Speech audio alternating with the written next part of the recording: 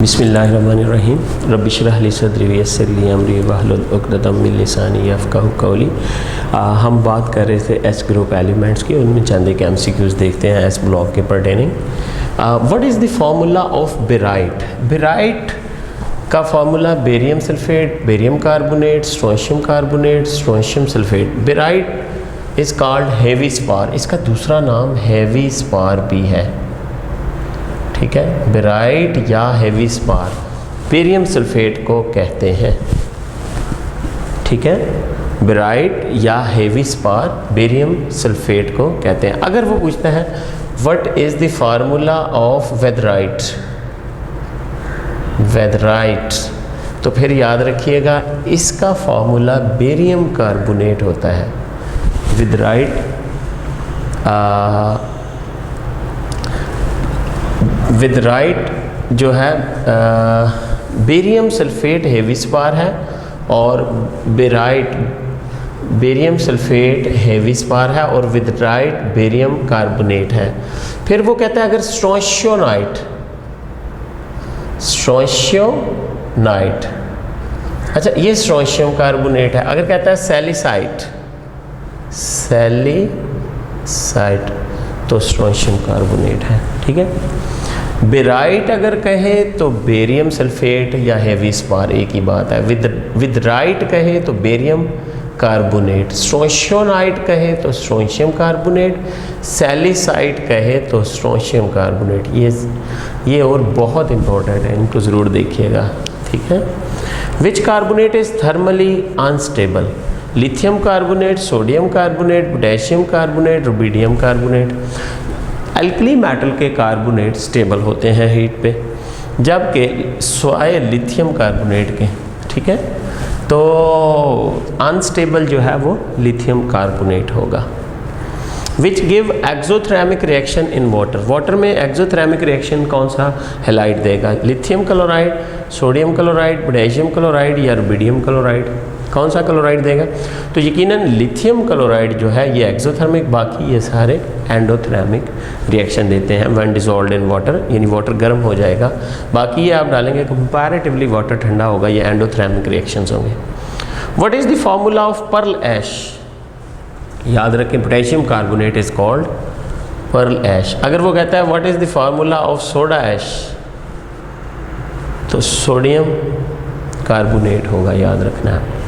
और अगर कहता है वॉशिंग सोडा, क्या कहता है? वॉशिंग सोडा, तो फिर आपका ऑप्शन सोडियम कार्बोनेट डेकाहाइड्रेटेड है। अच्छा, एक एफ्लोरेसेंट क्या होते हैं, ये बात याद रखें।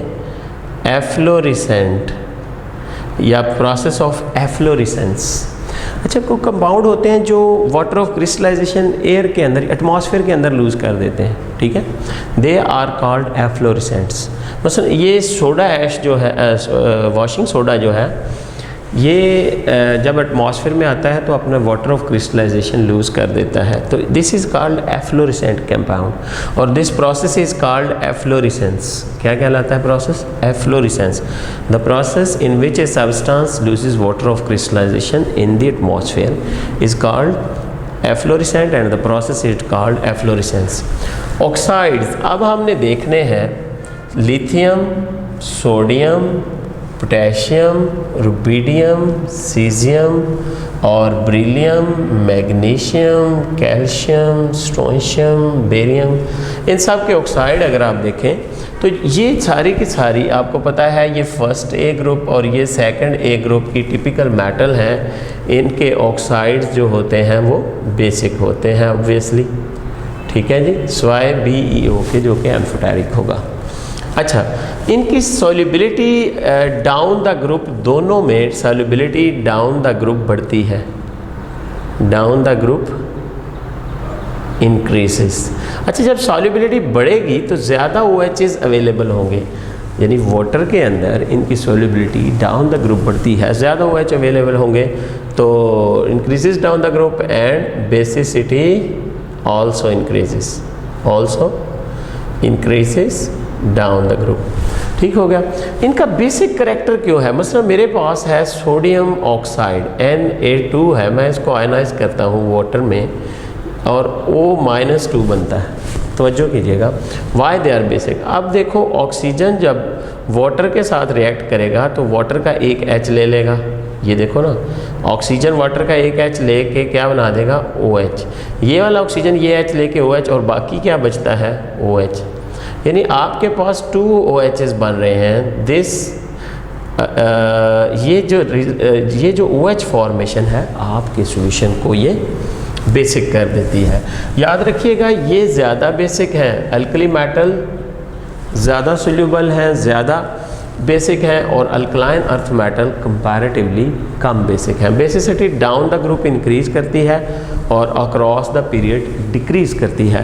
यानी ये भी अल्कली मेटल्स है, ये भी अल्कलाइन है, यानी ये ज़्यादा बेसिक है, ये कम बेसिक है। अगर कोई आपको ऑक्साइड पूछे, कोई बड़ा ही इंपॉर्टेंट ऑक्साइड अगर आप देखें तो पोटेशियम ऑक्साइड जो है ये बहुत अहम ऑक्साइड है। अच्छा, ये क्या करता है, पोटेशियम कार्बोनेट बना देता है। क्या करता है, पोटेशियम कार्बोनेट और ऑक्सीजन रिलीज़ करता है। ठीक है, तो जब ऑक्सीजन रिलीज़ होती है तो इस वजह से ये potassium super oxide carbon dioxide को एक्सेप्ट करके ऑक्सीजन रिलीज़ करता है। ये ब्रीदिंग एपरेटस में ये ऑक्साइड इस्तेमाल होता है, याद रखना है आपने। कहाँ पे, ब्रीदिंग ऑपरेटस, ब्रीदिंग ऑपरेटस में इस्तेमाल होता है, क्योंकि पोटेशियम का ऑक्साइड कार्बन डाइऑक्साइड अब्जॉर्ब करके पोटेशियम कार्बोनेट बना के ऑक्सीजन रिलीज़ करता है। ये प्रोसेस चलता रहता है।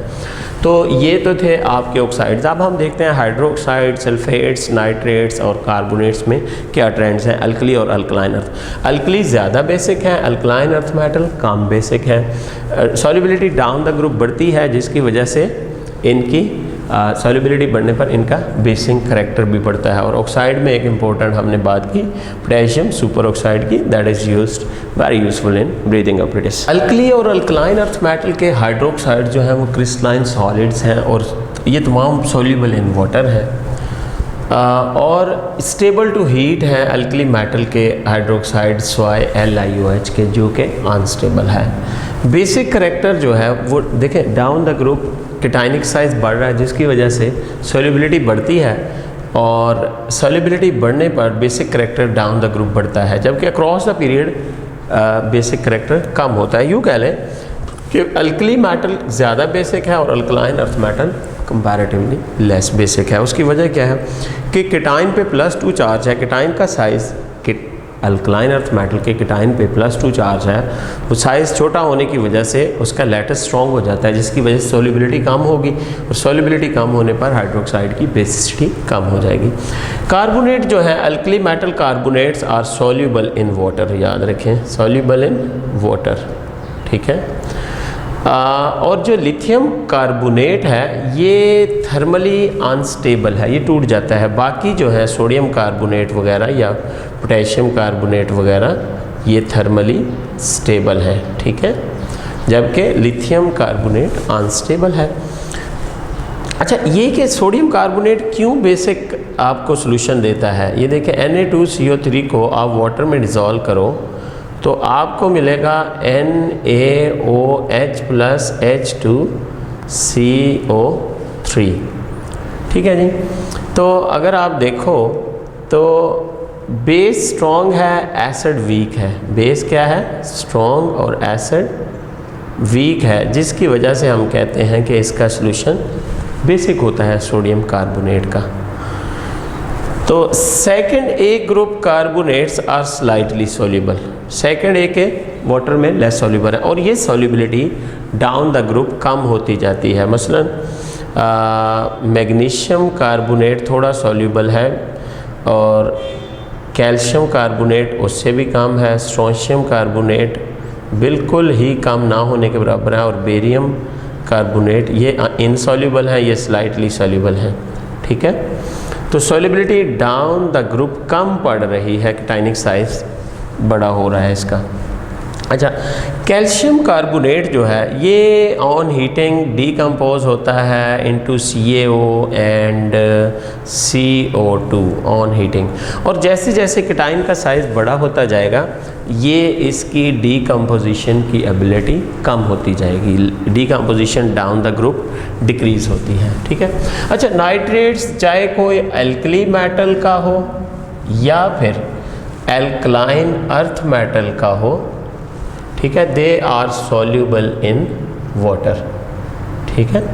अच्छा, ये जो है लिथियम का नाइट्रेट ये ज़रा डिफरेंट तरीके से टूटता है। ये Li2O बनाता है प्लस NO2 बनाता है प्लस O2, यानी 3 प्रोडक्ट देता है। हालांकि पोटेशियम नाइट्रेट जो इस ग्रुप से जिससे ये बिलोंग करता है वो इस तरह टूटता है KNO2 प्लस O2, यानी लिथियम अपने ग्रुप की तरह ब्रेक डाउन नहीं करता। याद रखिएगा, लिथियम का नाइट्रेट बेसिकली टूटता है सेकेंड ग्रुप नाइट्रेट की तरह। मतलब ये मैग्नीशियम नाइट्रेट है, ये देगा magnesium oxide plus NO2 plus O2, यानी 3 प्रोडक्ट दे रहा है। ये सेकेंड एक ग्रुप की तरह टूटता है लिथियम।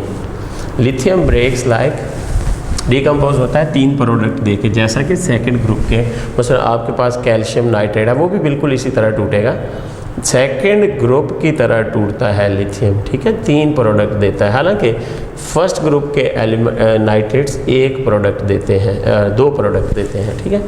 सल्फेट्स जो हैं, alkali metal sulphates are soluble in water. Alkali metal sulphates are soluble in water. अच्छा, ये जो सेकंड ग्रुप के हैं अल्कलाइन अर्थ मेटल ये लेस सॉल्यूबल है, और डाउन द ग्रुप ये सॉल्युबिलिटी डिक्रीज करती है। Alkaline earth metal less soluble, ठीक है, और सॉल्युबिलिटी जो है आपकी डिक्रीजेस डाउन द ग्रुप। अगर आप देखो ये जो बेरियम सल्फेट है जिसे हम हेवी स्पार या बेराइट कहते हैं, याद रखना है हेवी स्पार, ये ऑलमोस्ट इनसॉल्यूबल इन वाटर है। ठीक है, सॉल्युबिलिटी कम होती है। अच्छा, सल्फेट्स में अगर कोई अहम आप देखना चाहते हैं तो कैल्शियम सल्फेट बड़ा अहम है। कैल्शियम सल्फेट 2H2O इस तरह से। अच्छा, इसको आप केयरफुली हीट करो तो ये आपको देगा CaSO4, ठीक है, H2O प्लस आपको मिलेगा 3H2O। अच्छा, 75% वाटर इज़ लॉस्ट, और ये बाकी जो है this is called plaster of Paris, और इसके हम नेक्स्ट अभी थोड़ी देर तक इसी लेक्चर में इसके यूजेस भी पढ़ेंगे। प्लास्टर ऑफ पेरिस क्या है?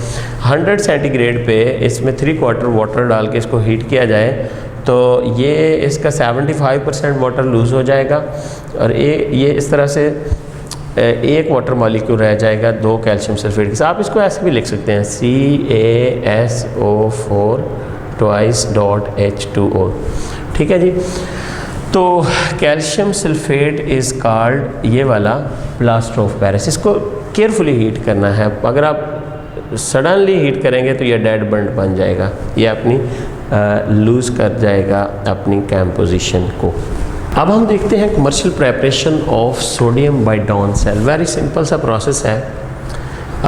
इसमें एनोड जो है वो ग्रेफाइट का बना हुआ होता है, और कैथोड जो है वो आयरन का बना हुआ होता है। सेल के लिए यही रिक्वायरमेंट होती हैं। और इलेक्ट्रोलाइट हमारे पास इसमें सिंपल मोल्टन NaCl होता है। आपको पता है NaCl का मेल्टिंग पॉइंट 801 सेंटीग्रेड है। इसमें हम कोई इम्प्योरिटी लाइक कैल्शियम क्लोराइड डाल देते हैं, अब के बार ये 600 सेंटीग्रेड पे मेल्ट हो जाता है NaCl। NaCl का रिएक्शन होता है एनोड जिस पे पॉजिटिव चार्ज है, तो आपको पता है क्या होगा, इस पे क्लोरीन जाएगी, ठीक है, क्लोराइड आयन जाएंगे, you will get chlorine gas at anode. Loss of electron होगा, loss of electron is called oxidation happens at anode. अब ये जो 2 इलेक्ट्रॉन है ये आएंगे कैथोड पे, यहाँ पे सोडियम है, सोडियम 2 इलेक्ट्रॉन लेगा, आपको सोडियम मेटल मिल जाएगा, ठीक है, सॉलिड। तो ये गैशियस प्रोडक्ट है आपकी, एनोड पे क्लोरीन गैस खारिज होगी आज बाई प्रोडक्ट, आपको सोडियम मेटल मिलेगा। अच्छा, इसका एडवांटेज क्या है? क्यों भाई? एक तो ये है कि मेटालिक फॉग नहीं पैदा होती, metallic fog is not formed, ठीक है। और only 600 centigrade temperature is required. हालांकि मेटल्स के लिए बहुत हाई टेम्परेचर्स होते हैं, इज़ रिक्वायर्ड, यानी आप 600 पे मेटल हासिल कर रहे हैं। प्योरिटी ऑफ प्रोडक्ट बहुत आउट क्लास है। प्योरिटी ऑफ प्रोडक्ट कितनी है? सोडियम जो आपको हासिल होती है 99.99% प्योर, ठीक है। ये इतनी अच्छी प्योरिटी, कोई मेटालिक फॉग नहीं होती, कोई इंटरमिक्सिंग नहीं होती, सिंपल रिएक्शन है, ठीक है। तो आपका एनोड का मटेरियल याद रखना है ग्रेफाइट है, एनोड पे जो गैस रिलीज़ हो रही है वो क्लोरीन है। कैथोड का प्रोडक्ट जो कंपोजिशन जो है इसकी आयरन है, और इस पे जो प्रोडक्ट आ रही है आपकी सोडियम मेटल आ रही है, ठीक है जी। नेक्स्ट है आपका commercial preparation of caustic soda, जिसे आप NaOH कहते हो, ठीक है, due to its caustic actions. Nelson cell से हम ये बनाएंगे। अच्छा, इसमें एनोड जो है वो मटेरियल ग्रेफाइट का है, और जो कैथोड का मटेरियल है वो एस्बेस्टॉस का। अच्छा, इसमें 30% NaCl सोल्यूशन इस्तेमाल होगा। NaCl सोल्यूशन 30%, काफ़ी कंसनट्रेटेड सोल्यूशन है, ये डाइल्यूट नहीं है। Concentrated solution of NaCl is called brine, BRINE। अच्छा, इसमें आपको एनोड का पता है, कैथोड का पता है, और इलेक्ट्रोलाइट का पता है। अब प्रोसेस हो रहा है जी, एनोड पे क्या हो रहा है, कैथोड पे क्या हो रहा है। तो यकीनन 30% इलेक्ट्रोलाइट। अच्छा, इस प्रोसेस में कुछ प्रॉब्लम्स हैं। कहता है हो सकता है आपका कैथोड पे आपको कौन सी गैस मिलेगी, हाइड्रोजन गैस मिलेगी आपको, ठीक है। फिर कहता है प्रॉब्लम ये है कि कभी कभी OHCl के साथ मिलकर OCl बना सकता है, ये प्रॉब्लम आ सकती है आपको। इसके लिए हम इसकी जो कैथोड है वो परफोरेटेड इस्तेमाल करते हैं इस प्रॉब्लम को सॉल्व करने के लिए। या फिर वो कहता है कि क्लोरीन OH जो है वो एनोड पे जाके रिड्यूस ऑक्सीडाइज हो सकता है। तो इस प्रॉब्लम को बचाने के लिए हम एनोड का लेवल थोड़ा सा ऊपर रखते हैं, ठीक है। ये प्रॉब्लम है इसमें। बाकी आपको एनोड, कैथोड और ब्राइन ये जो सॉल्यूशन है इसका पता होना चाहिए। एनोड की कंपोजिशन ग्रेफाइट है, कैथोड की कंपोजिशन एस्बेस्टॉस है, कैथोड पे जो गैस निकल रही है वो हाइड्रोजन है, और जो एनोड पे गैस निकलेगी कौन सी होनी चाहिए आपके ख्याल में? क्यों भाई? क्लोरीन गैस निकलनी चाहिए। बचेगा क्या? Na और OH। अच्छा, इस प्रोसेस से हमें जो NaOH मिलता है शुरू में जो बना हुआ होता है वो सिर्फ 11%, और उसमें NaCl हैज़ एन इम्प्योरिटी 16% मौजूद होता है। हम इसको क्रिस्टलाइज करके अलग करते हैं और इसको हम कंसनट्रेट कर लेते हैं, ठीक है। आफ्टर कंसंट्रेशन हमें 50% NaOH मिलता है, जिसमें 1% NaCl एज एन इम्प्योरिटी होता है। कमर्शियली ये 50% इनफ होता है। बाकी अगर आप लैब ग्रेड का तैयार करना चाहते हैं तो उसमें बहुत ज़्यादा ये हमें इम्प्योरिटी को रिमूव करना पड़ेगा, और हमें अपनी प्योरिटी को 100 पे लेके जाना होता है। ये कमर्शियल स्केल पे। आइए MCQs देखते हैं कुछ। Which gas is released at cathode in Nelson cell, ठीक है। कैथोड पे कौन सी गैस निकलती है नेल्सन सेल में, जिसमें हम कमर्शियल प्रेपरेशन NaCl करते हैं? तो यकीनन हाइड्रोजन गैस रिलीज़ होती है कैथोड के ऊपर, ठीक है जी। In Nelson cell H2 is discharge by the reduction of, देखें जी किस चीज़ की रिडक्शन होती है, HCl की, वाटर की, सोडियम की, या NaCl की? किस चीज़ की रिडक्शन होती है? बेसिकली वाटर की रिडक्शन हो जाती है, that is easily oxidise and reduced. Why the level of anode is kept higher in Nelson cell, क्यों रखते हैं? Why do OH to reach anode, chlorine to mix, cathode to decay, all above. तो यकीनन हम चाहते हैं कि OH जो है वो ना जाए एनोड कंपार्टमेंट में, ठीक है। In Down cell calcium chloride is added, किस लिए? Increase melting point, decrease melting point, remains constant, या फिर नन ऑफ दिस। जी कौन सा ऑप्शन होना चाहिए? भाई देखें, जब आप किसी सब्सटेंस के अंदर कोई इम्प्योरिटी ऐड करते हो, कोई दूसरा, तो उसका मेल्टिंग पॉइंट डिक्रीज़ करता है। याद रखें, हम कैल्शियम क्लोराइड, देखें NaCl को अगर हमें मेल्ट करना है तो 801 सेंटीग्रेड तक जाना, हमें फ्यूल ज़्यादा आएगा। हम इसमें कैल्शियम क्लोराइड जब डालते हैं तो इसकी मेल्टिंग पॉइंट डाउन हो जाती है 600 तक। ठीक हो गया। Addition of impurity decreases the melting point, ये रूल है। In sodium metal by down cell is pure कितनी है? 50%, 90%, 100%, 99.9%, यकीनन 99.9% प्योर होती है। In Down cell cathode is किस मटेरियल का होता है जी? डॉन सेल की बात कर रहे हैं। डॉन सेल में आयरन का बना हुआ होता है। और याद रखें, नेल्सन की अगर बात करें तो फिर कैथोड एस्बेस्टॉस का बना हुआ होता है। और डॉन सेल में जो एनोड हम यूज़ करते हैं वो ग्रेफाइट होता है। ये तीनों चीज़ें अलग अलग से याद रखें। अब हम एक ओवरव्यू करते हैं gypsum in agriculture. Gypsum basically है क्या? जिप्सम है calcium sulphate 2H2O, dihydrated calcium sulphate is called gypsum. ठीक है जी। अच्छा, जिप्सम जो है इसका हमने देखना है एग्रीकल्चर में क्या रोल है।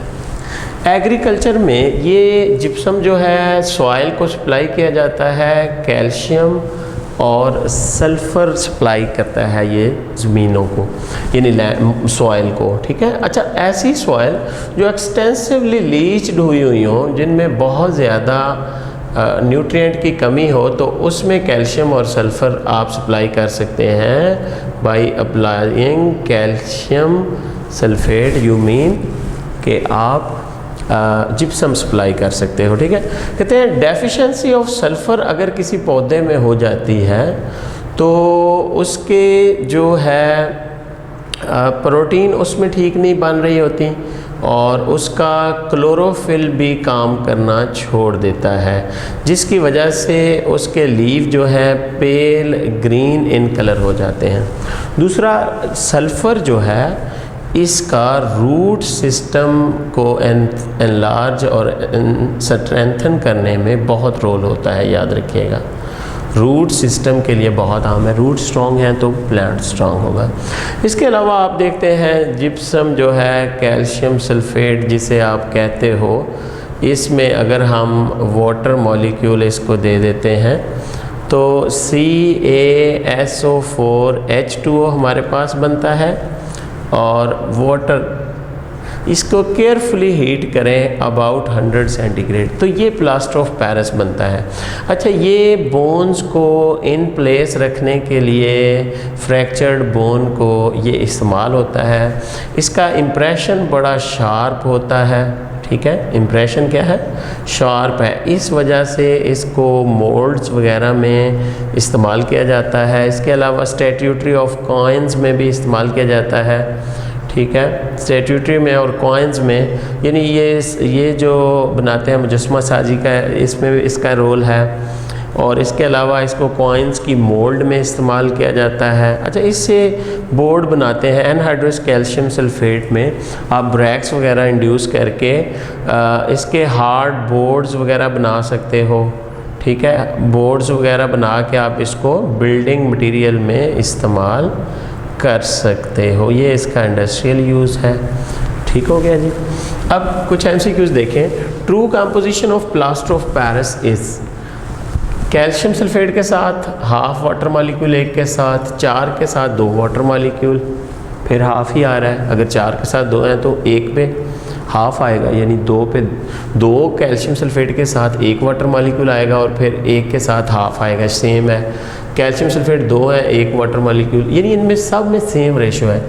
ये सब फार्मूलाई हो सकते हैं जिप्सम के। Gypsum is supplied to soils as a source of calcium phosphorus, calcium nitrogen, none of these, या कैल्शियम और सल्फ़र, कैल्शियम और सल्फ़र। ठीक है। इसके अलावा कैल्शियम सल्फर स्प्रेज भी बना सकते हैं, which is added to cement to control its time of setting. अच्छा, ये आपका कैल्शियम सल्फेट ऐड होता है सीमेंट में, जिसको हम जिप्सम कहते हैं, और ये उसका टाइम ऑफ सेटिंग जो है उसको कंट्रोल करता है। टाइम ऑफ सेटिंग उसको स्लो डाउन कर देता है ये, ठीक है। Time of setting slow down होता है तो सीमेंट के क्रिस्टल बड़ी अच्छी तरह से कैप्चर करते हैं या जोड़ते हैं। इनकी क्रिस्टलाइजेशन जितनी स्लो होगी उतनी बेहतर और मजबूत होगी। अब हम देखेंगे role of lime in agriculture and industry. अच्छा, लाइम जो है that is your CaO।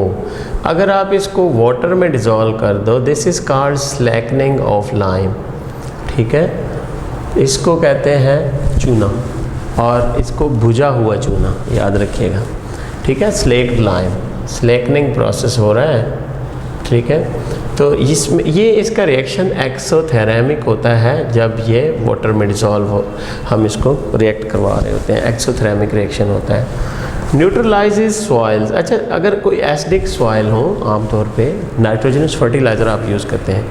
Nitrogen fertilisers render the soil acidic, और जो सॉइल एसिडिक हो जाए उसमें कि आप न्यूट्रलाइजेशन के लिए आप कैल्शियम ऑक्साइड एक बेस यूज़ करो, एसिड बेस रिएक्शन होगा, सॉल्ट वाटर यानी न्यूट्रलाइजेशन हो जाएगी, ठीक है। इसके अलावा कैल्शियम जो है इम्पोर्टेंट है, ये सॉल्युबिलिटी ऑफ और अवेलेबिलिटी जो है फास्फोरस की उसको इन्हांस करता है इन सॉइल्स। देखो, बात कर रहे हैं हम सल्फ़र की, कैल्शियम की, तो वो जब आएगा तो फिर कैल्शियम जो है अवेलेबिलिटी ऑफ फास्फोरस को इंश्योर करता है, ये याद रखिएगा, ठीक है। इसके अलावा ये रूट हेयर के लिए बहुत अहम है, तो एंटायर रूट सिस्टम को भी ये इन्हांस करता है, उसकी पावर बढ़ाता है।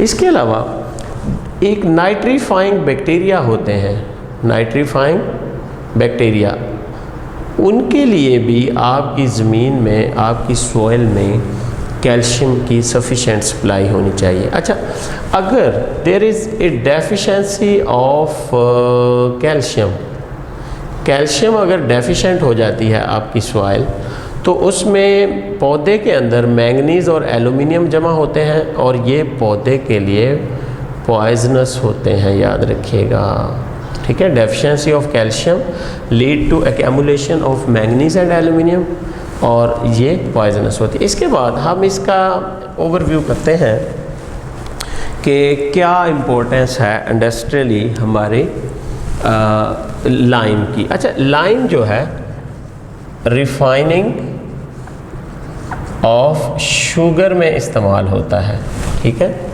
और इसके अलावा रिफाइनिंग ऑफ मेटल्स में भी लाइम इस्तेमाल होता है। इसके अलावा सिरामिक इंडस्ट्री में लाइम इस्तेमाल होता है, ठीक है, और इसके अलावा लाइम मोटर की प्रेपरेशन में इसकी बड़ी अहम रोल है, ठीक है, CaO का लाइम मोटर की प्रेपरेशन में। लेदर इंडस्ट्री में आपका लाइम इस्तेमाल होता है, ठीक है, और वाइट वॉश बनाने के लिए, ये वाइट वॉश आप करते हैं रूम्स, जिसे सफ़ेदी कहते हैं, उसमें भी लाइम का रोल है। अच्छा, ब्लीचिंग पाउडर की प्रेपरेशन के लिए लाइम इस्तेमाल होता है। ब्लीचिंग पाउडर का रिएक्शन क्लोरीन के साथ करवाया जाता है, तो आपको ब्लीचिंग पाउडर मिलता है, कैल्शियम ऑक्सी हाइपोक्लोराइड, ठीक है। सिरामिक मटेरियल में है, शुगर इंडस्ट्री में है, लेदर इंडस्ट्री में है, मेटल इंडस्ट्री में है, फिलर फॉर पेपर इंडस्ट्री है, कौन?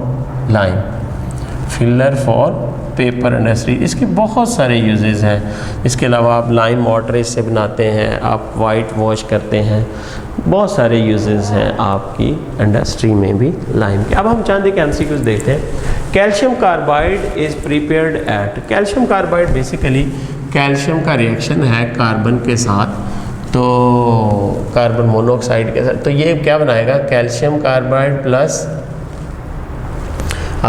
कैल्शियम कार्बाइड बनेगा और कार्बन मोनोऑक्साइड बनेगी। कार्बन के साथ इसका हमने रिएक्शन करवाया, कैल्शियम कार्बाइड की फॉर्मेशन हम देखते हैं तो वो 2000 सेंटीग्रेड पे ये होती है जाके, which is use to make sprays of fungicidal action. क्यों भाई? फंगिसाइडल एक्शन जिन स्प्रेज में होता है, कौन सी मेटल उनमें इस्तेमाल की जाती है, कौन सी एलिमेंट है, तो कैल्शियम ऑक्साइड जो है ये कैल्शियम सल्फर स्प्रेज बनाने के लिए इस्तेमाल होता है, जिनका फंगिसाइडल एक्शन होता है, फंगस किलर होते हैं, which is not true combination. अच्छा, लाइम ब्लीचिंग पाउडर में इस्तेमाल होता है। Plaster of Paris cast of statuary में इस्तेमाल होती है।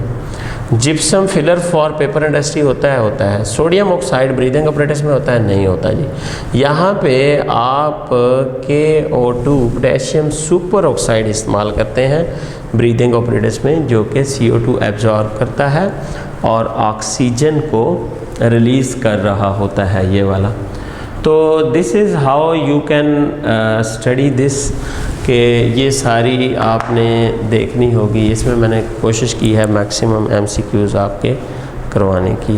It's all about from S block elements. Next हम ग्रुप 3 और 4 के बारे में डिस्कशन करेंगे।